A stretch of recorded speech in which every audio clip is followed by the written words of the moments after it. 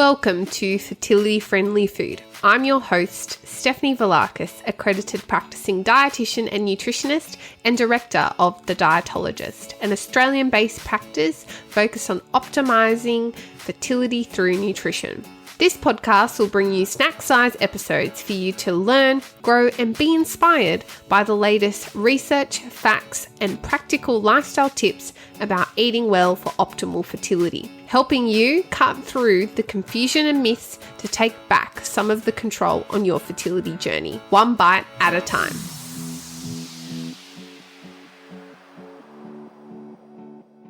Hello, everyone, and welcome back to another episode of Fertility Friendly Food, the podcast. My name is Stefanie Valakis, and I am an expert fertility dietitian and nutritionist and founder of the Dietologist. And today I am so excited to have two special guests on the podcast. We have Lauren Atkins from OnCore Nutrition and Taylah Blithe. Welcome to the podcast. Thanks so much, Steph. Such a pleasure to be here. Yeah, thank you. It's awesome to be here. Thanks so much. So today's topic of the podcast actually comes by request. I have had quite a few requests in the past, and I remember reaching out to the OnCore Nutrition team quite a while back now and being like, we need to do a podcast on this topic, and it is cancer and fertility. So Lauren is a oncology dietitian at OnCore Nutrition, and Taylah Blithe is gone through this experience herself, and she has so generously been here with us today to share her experience, which we will get to really shortly. So we super appreciate both of you being here today. So Lauren, we might start with you if that's okay. Can you tell us a bit about who you are, what you do at OnCore, and how did your interest in oncology nutrition come about? Yeah, for sure. Look, my career has really been embedded in oncology since day one. So I started my graduate year in cancer care as a dietitian, and I've worked in both adult and children's cancer centres across Victoria, spending close to a decade in clinical practice and research, and I was always really drawn to cancer as a dietitian because of the huge impact that we can have on somebody's health, well-being, and even their mindset through a cancer experience. And we know that it's an area where there's just so much strong evidence that nutrition and food makes a difference. So it was really rewarding and always has been for me. So after a decade in the hospital system, I then went on to co-found my own business, OnCore Nutrition, where myself and the team provide oncology care to those who aren't linked in with a hospital service. We've involved in a range of different things, education, research. We have our own podcast as well, Steph, as you mentioned. And yeah, that's where Taylah and I met, but we actually met well before now. So maybe Taylah, if you can tell us a bit about maybe how you met Lauren, because now we're all like dying to know. Cliffhanger. Yeah, cliffhanger. We're all dying to know now, and maybe talk us through a little bit about your personal experience to date for our listeners, just so we can get a bit of a feel for where you're at. Yeah, for sure. So Lauren and I met back in 2018. So I was basically born without a thyroid gland. And I was having struggles all throughout high school and early adulthood with losing weight, and I tried a few like fad diets, I guess, that just weren't working because they don't. And yeah, so I just went onto Facebook and asked one of the local community hubs who's a great dietitian around, and so many people recommended Lauren. So I'm like, oh, okay, I'll jump on. So I started seeing Lauren then, and she's changed my look on food a lot. Definitely eating a lot more greens than what I used to. Can I just add in there, we have a nickname, don't we, Taylah? Yes, Green Queen. I love that. So back then she changed my life then. And when I was recently diagnosed with breast cancer, Lauren had the great knowledge to then continue helping me on this new journey. Wow, what a journey to date. And how long ago did that diagnosis of breast cancer come into your world, Taylah? So about a week after I turned 26, I found a lump, which was in April this year. I found the lump, and then about 3 weeks later, it had grown from like 2 centimeters to about 8 centimeters, and they then diagnosed it as breast cancer. Oh, gosh, I'm so sorry. And That's all right. So this is also fresh and new for you as well. And so what does life look like at the moment in terms of treatments and I'm guessing lots of appointments and so on? So maybe can you give us a bit of a snapshot of what that's, if you're happy to, of what it's looking like for you at the moment? Yeah, so I've had 3 chemo treatments so far, with my 4th being this Friday, and then I'll have a few weeks break, and then a 12-week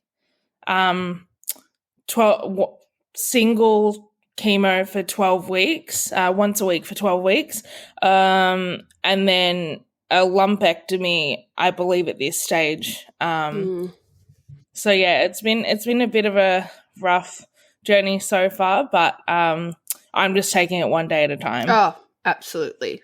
Yeah. One step at a time is what we can do in these circumstances. And I know as well in the scheme of life events, this is probably one of the biggest one. And I'm actually 1 week after I just turned 26. So exactly what you said just like hit me straight in the heart of like, oh, wow, like putting myself in your shoes about how that would feel. And so when you received that diagnosis, did they mention anything around fertility preservation or what your options were, or was that something you started to seek out on your own? Well, that was kind of the last thought on my mind. Like, I didn't really think about it, but they sort of said, we'll send a reference to a fertility doctor, and we because mine was or is so aggressive, they wanted to kind of get the ball rolling on chemo, but they also wanted to try and do a round of egg retrieval at the same time. So it was kind of very rushed. So I only sort of had a 2-week window to do the egg retrieval process. Wow. So we did the self-injecting of hormones for 2 weeks, and then the day before chemo started, I had the egg retrieval, and we were only able to get 2 eggs, but only 1 was freezable. Right. So they did say I can try again at the end of chemo, but at this point, I'm not really thinking about it. Oh, totally understandable. And looking back, like obviously it wasn't on your like literal radar, like, oh my God, what am I going to do about my eggs? But when they brought it up, how did you respond? Were you like, oh yeah, that's probably a good idea, I didn't think about that? Or, oh my God, can I just get this out the way because I just really want to treat what's going on with my cancer? Well, at that point, I was just sort of thinking, well, it's probably better to do it than not, because at the end of it, we don't know what will happen. So I was just like, yeah, let's do it. And then I was kind of focused on that. And then I would be focused on the chemo when that came around. Yeah, absolutely. Wow. Just, I can't imagine compressing an egg freezing process into 2 weeks. So just FYI to those listening who don't really have much awareness of what an egg freezing cycle might look like, it can generally take a couple months to get things up and going, and you kind of have a bit more time to prepare. But obviously in this circumstance, everything has to be kind of compressed as your treatment becomes the top priority. How did you find the actual process of going through egg freezing, Taylah? I just kind of did it because I had to. No time to think about it. No, the first few injections, my mum was doing it. Yep. So God love her. Yeah. She was really good. And then I started doing it myself. Like the morning ones she still did, but the evening ones I was able to do myself. Yeah. So because she was going out for dinner and she's like, oh, you can meet me in the RSL car park and I'll do it. I'm like, no, I'm doing it myself. What a look. Yeah, I'm sure it would. It's so innocent. Would have raised a few eyebrows, wouldn't it? Injectables in the car park. I totally can imagine so many of my listeners can relate to that.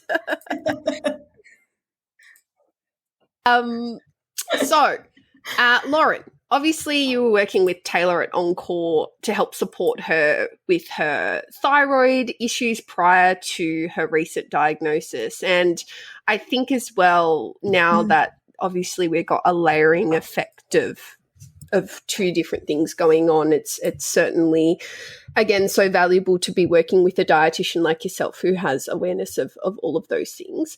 But I think as well, we often, as a society in general, we often think about cancer being something that affects people after their reproductive years, but that isn't always really the case. So can you just shed some light, like how common is cancer in people, say, under the age of 15 years, of all the different types of cancers, and maybe which ones are more likely in people who are younger? Yeah, look, and we know this, the stats of cancer, by the time we're 85, 1 in 2 Australians have been diagnosed. So the rates are really high when we do reach that older age bracket. But when we look at the reproductive years and say less than 50, the combined cancer incidence sits somewhere at around about 10%. So those who are less than 50, the rates are significantly lower. And we know that women in that sort of 25 to 49 age bracket are twice as likely to be diagnosed than men. So there is quite a significant difference between male and female diagnoses in that less than 50 age bracket. But as you know, Taylah is a perfect example. Her lump was found and there are so many other things that it could have been because she's young. And I know Taylah can vouch for the frustration and the confusion and the absolute emotional turmoil that you went through in being tested for a whole bunch of different things before eventually finding out what it actually was. And so I think it's important that we're all alert, not alarmed, and just aware that it is still possible and the incidence is there. Obviously, we don't want it to impact our day-to-day life, but it can make a huge difference on somebody's life, particularly at a younger age group. It is going to impact their future, their body image, their sexual function, and, of course, fertility. So it's really important to get it right. Absolutely. And do we see higher, are there certain types of cancers that are more likely to occur in, say, a 25 to 49 age bracket? Let's just use that as an example, in both women absolutely. and men. So Yeah. So certainly there are different cancer types that are far more common in younger versus older age groups. So, for example, bone and soft tissue cancers are more likely in younger people. In younger adults in particular, with the context of breast cancer, if there is a breast cancer diagnosis in someone who's younger, it is more likely to be in its later stages, so a bit more advanced or perhaps more aggressive. And we think maybe screening's not as effective when people are younger for breast cancer, and breast tissue is quite different. So there are a few challenges when it comes to screening and diagnoses at different age groups within our population. And how can diet and lifestyle modification support people during their cancer experience, or even, emerging on the other side as a cancer survivor? How does that help people? I know you mentioned a little at the beginning, and I've had cancer touch my personal life in a number of ways, and I've seen the impacts that it can have both physically and mentally, and the role that nutrition can play in that myself. But from obviously your expertise in the oncology arena, what's the evidence and what have you witnessed in your career in oncology nutrition and the impacts that it can have? Yeah, look, we know that nutrition and lifestyle plays a huge role in cancer care, not just in the context of prevention and preparation for treatment and surgery, but in managing and reducing side effects through treatment, enhancing tolerance to treatment, so allowing people to actually get maximal doses of different therapies. Good nutrition keeps people out of hospital. It supports recovery and rehabilitation from surgery, chemo, radiation, even just recovery between cycles. And I know Taylah can vouch for that. You feel far better when you're nourishing yourself in between your chemo cycles. But we also know that nutrition can impact the risk of cancer recurrence. And so it can change the survival and the outlook for someone who has been touched by cancer. And when we approach nutrition and diet in a really considered way through a cancer journey, we can actually really nourish the relationship with food in our body. Because if you can imagine going through chemotherapy where you have changes in taste and appetite, and you might feel sick, you might feel tired all the time, you do become a bit vulnerable and you might lose a bit of trust in your body and some of those signals that you became really reliant on when it comes to food. And so there's a lot of psychological factors that come into play as well. And I guess bringing that all together, when you asked about the strength of the evidence and the research, very strong evidence that nutrition plays a big difference, plays a big role. And the World Cancer Research Fund actually recommends that anyone who has been impacted by cancer, past or present, should see a dietitian for nutrition support. Absolutely agree. And I feel like the arena of fertility and cancer, I see so many similarities in care in terms of, the way that treatments affect people is unique. The symptoms that emerge are just as worthy of paying attention to and trying to optimize quality of life in between, using nutrition and helping you recover between cycles, and helping you from a mental health perspective and mood, and how food can play a role with that as alongside psychological help, and the need for a multidisciplinary team, and the emotional turmoil that can come about with either of these diagnoses is immense, and it can be life altering for not just you but people around you as well. So I see so much connection between these two worlds, and so when they cross over, I just find it so interesting how it all collides, and that's really why I was inspired to get you both on the podcast. So I appreciate you sharing that with us as well, Lauren. I guess, Taylah, to add, if you don't mind, I guess, what have you noticed about diet and lifestyle modification since you started treatment most recently, and how's that either helped, or what have you found hard?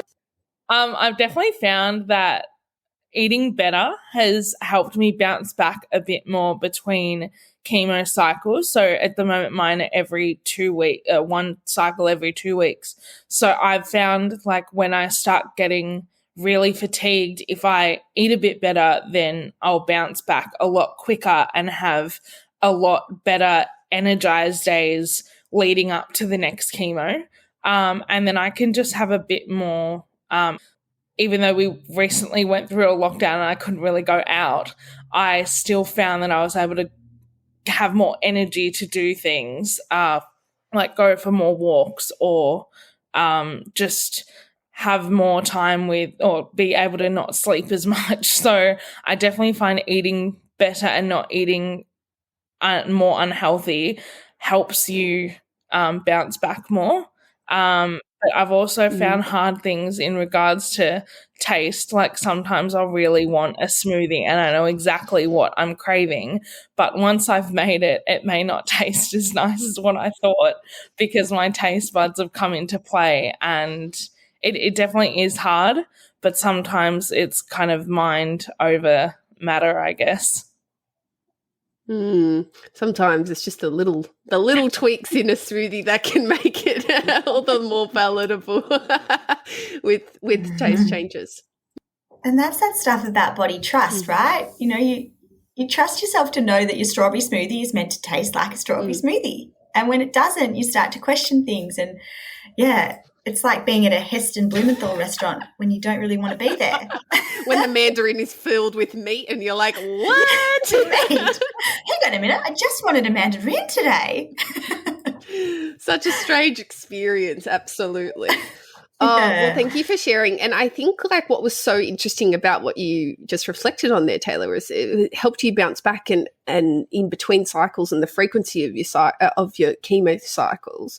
But then as well that you were able then to engage in other like health promoting behaviors like going for a walk, which we know is great. And so it's funny how these things, well, it's not funny, it's obviously evidence-based, but it's interesting how all these things link together or even just giving you the energy to not sleep so you can spend more time with your loved ones as well. So that's so valuable as well. So thank you so much for sharing your experience. Lauren, I guess coming back to you more on the quote unquote clinical side, how does cancer itself or cancer treatments or one or the other or both impact female and male fertility or reproductive health? Can you give us a bit of a rundown there? Yeah, sure. I'll give you a kind of a top level overview. Happy to take any further questions you've got. But the majority is impacted by cancer treatment because only a small portion of diagnoses would actually impact reproductive organs or hormonal changes that would impact fertility. But all different cancer types can impact fertility, both in males and females. So in Taylor's instance, having chemotherapy, we know that the majority of chemotherapy drugs actually work by targeting cells that rapidly divide, so those that replicate really quickly. And cancer cells rapidly divide, so it's great. We're trying to target cancer cells, but we also know that reproductive cells rapidly divide. And so there's a bit of collateral damage that can happen to eggs as well as sperm production, either temporarily or permanently when somebody's undergoing certain types of chemo. In radiotherapy, so radiation therapy, which is more of a targeted treatment where radiation is delivered to the areas where the cancer is affected in the body. If somebody's having radiation to the pelvic region, then it can certainly impact male and female reproductive organs and therefore the hormones they produce. And in women, it can sometimes result in early menopause. If someone's receiving radiation to the brain, we know this can also impact the pituitary gland, which has a huge role in ovulation cycles, in women's production, but also in sperm production and sex drive in males. So fertility can be impacted in radiation to the brain. And then, of course, there's surgical procedures that involve removal or damage to reproductive organs or those surrounding organs. And I think that's important to know because even tampering with a prostate or a bladder can extend some intentional damage to really important reproductive structures. So that can be quite challenging for both men and women. And, of course, there's also hormonal therapies which inevitably do impact male and female fertility. And sometimes it's unsafe to become pregnant while on those therapies, and they can be quite long treatment courses. So lots of things that come into play, and really important that young people in particular do get an opportunity to have discussions with fertility specialists, just as Taylah did, to explore that early on, even perhaps when it's not on your radar. It's so valuable for it to be put on your radar because sometimes the damage can be irreversible. Yeah, and you don't want to look back and go, oh, I wish I went to that consult. And, it's always about the option, right? It's all about options and whether what you pursue is then up to you and your treatment team as well. So absolutely.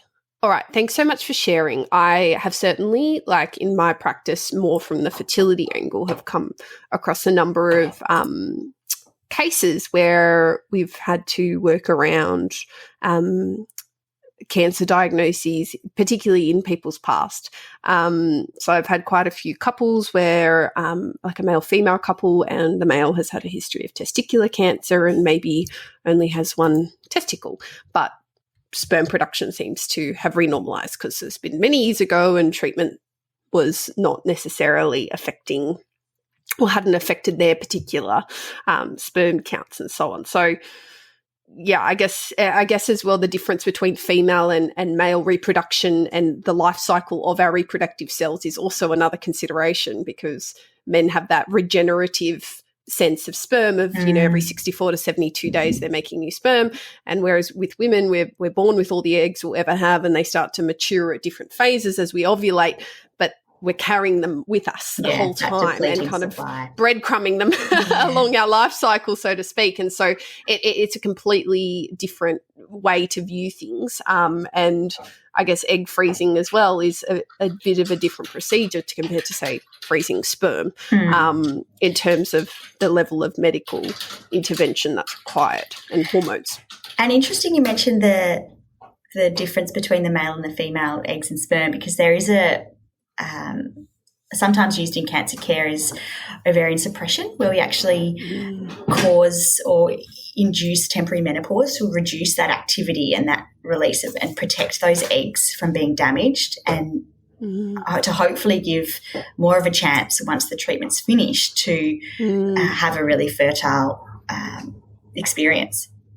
Yeah. And even just in a totally different vein as well, just thinking about cancer and fertility a bit more broadly, I can think of a few people that I've worked with who, have very strong family histories of, say, breast cancer or cervical ovarian cancers, and they're being screened for the BRCA1, BRCA2 gene. And, given that the experiences that they've seen their families go through, they're considering some radical measures to reduce their risks and wanting to freeze their eggs before they do so. And there's so many ways that fertility and oncology kind of collide in this way as well. So there's certainly lots to think about in this arena. Taylah, if it's okay to ask you, I speak to a lot of people who are thinking about maybe freezing their eggs for a variety of different reasons. And perhaps they're a little bit on the fence about it because of what they might need to go through physically or what it might mean for their future and so on. Having been through the experience, obviously in a different context, but just knowing that you have, your one egg frozen for maybe a future family planning option when you're ready, or if you ever want to pursue that option, how does it, I guess, make you feel knowing that you have that option available to you down the line? Well, I would definitely recommend the egg freezing process to anyone thinking about it, because if they may regret it later if they don't, because for me, it's just feeling like a weight off my shoulders knowing that I have that one for later. Even if it is one, it's better than not having anything. So yeah, I would just recommend it to anyone thinking about it. Yeah. Oh. All it takes is one. Only takes one. I always say that. You just got to get one and then we're away, right? So it can often feel like a little bit of a numbers game through fertility treatments, and egg freezing particularly is big numbers game oftentimes. But, I have a lot of people get really distressed about said numbers, and I'm like, it only takes one. Don't worry. It could be the golden egg, as I say, the golden ticket to Willy Wonka's factory. You just need one and you're there. Absolutely. Oh, well, do either of you have anything else to add before we wrap up? I just want to give Taylah a huge pat on the back for the way that she's handled herself through this entire process. It's like you said earlier, Steph, this is fresh. This has only been weeks, and the maturity and strength that you are showing through your treatment, the lead up, everything has been really, really remarkable. So you should be very proud of yourself. Thank you. Definitely have the down moments, but once I do, I just pick myself up again and soldier on. You're allowed to feel down. It's allowed to be real. Yeah. You are certainly not alone. There are so many people around the world who I know will be in their own unique journey, but could definitely resonate with what you've been through. So we really appreciate your time and energy as well, which we know is such a valuable commodity when you're going through treatment. So we so appreciate that. And we're wishing you all the very best for the rest of your treatments as well. Thank you as well, Lauren, for joining us. We so appreciate your expertise, and I learnt so much myself in this episode, so really appreciate that. Can you let us know where people can connect with you online or at OnCore Nutrition? Yeah, for sure. And look, thanks so much for having me, Steph, and for letting me bring my sidekick Taylah along. I think it's made a big difference to what people will take from this. Very happy for people to reach out to me, connect with us. So OnCore Nutrition is the name of our organisation, spelt OnCore. You can find us online on the socials. Steph and I follow each other, so you'll probably find us have a little stalk and you'll find us. Yeah. We also have our own podcast called OnCore Nutrition, 2 Ps in a podcast. So we'd love for you to have a listen. We also offer free 15-minute phone consultations. So if you do have any burning questions, or if anyone you know or love would benefit from a quick chat, please don't hesitate to reach out to us. We'd love to support you in any way that we can. Yeah, I'll leave all those links in the show note description as well for our listeners to connect with you at OnCore, because I am always in awe of the amazing work that you all do at your organisation. So we so appreciate that. All right, well, that's a wrap for today's episode, everyone. I hope you got something from today's episode. I know I certainly did. And I will see you in the next one. Bye.